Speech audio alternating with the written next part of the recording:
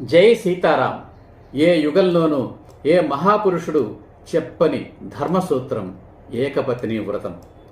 ఏకపత్ని వ్రతాన్ని తాను ఆచరించి మనకు చెప్పకనే చెప్పాడు శ్రీరాముడు. అందుకే ఆదర్శ పురుషుడయ్యాడు. భారతీయులకు ఆరాధ్య దేవుడయ్యాడు.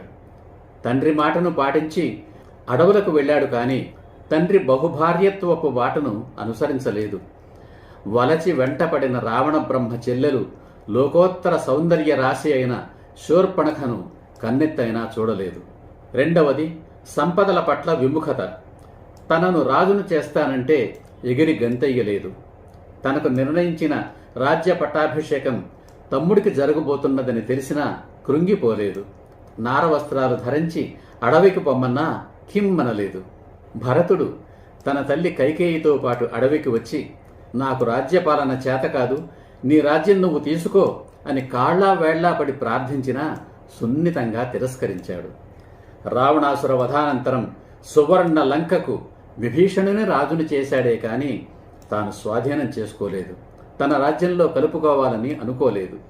ఒక్క మాటలో చెప్పాలంటే పరస్త్రీని తల్లిగాను, పరుల సంపదను తృణప్రాయంగాను, అంటే గడ్డి పోచతో సమానంగాను భావించాలనేదే శ్రీరాముడి ఆదర్శం, మహోన్నత ఆదర్శం.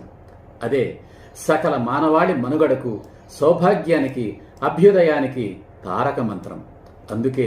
అందుకే శ్రీరాముడు భారతీయుల ఆరాధ్య దేవుడయ్యాడు.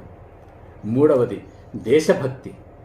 జననీ జన్మభూమిశ్చ స్వర్గాదపి గరీయసి అని అన్నది ఎవరో కాదు, శ్రీరాముడే.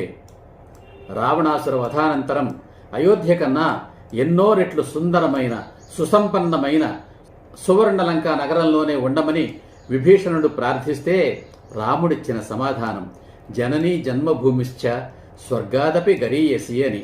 అంటే జన్మనిచ్చిన తల్లి, జన్మభూమి స్వర్గం కంటే గొప్పవి అని అర్థం. నాలుగవది శీలం. శీలం అనేది స్త్రీలకే కాదు పురుషులకు కూడా ఉండాలి అని తాను ఆచరించి చెప్పాడు శ్రీరాముడు.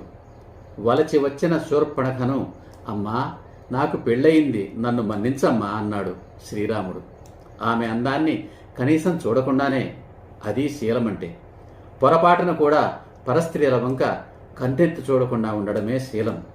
ఆ శీలం కలిగిన ప్రతి పురుషుడు శ్రీరామచంద్రుడే. ఈ సరికొత్త సిద్ధాంతం, ఈ సరికొత్త ఉద్యమం, ఈ సరికొత్త సత్యాగ్రహ సమరం నచ్చితే లైక్ చేయండి, షేర్ చేయండి, కామెంట్ చేయండి. ఎప్పటి వరకు ఈ ఛానల్కి సబ్స్క్రైబ్ చేయకుంటే సబ్స్క్రైబ్ చేయండి. జై హింద్, జై సీతారాం.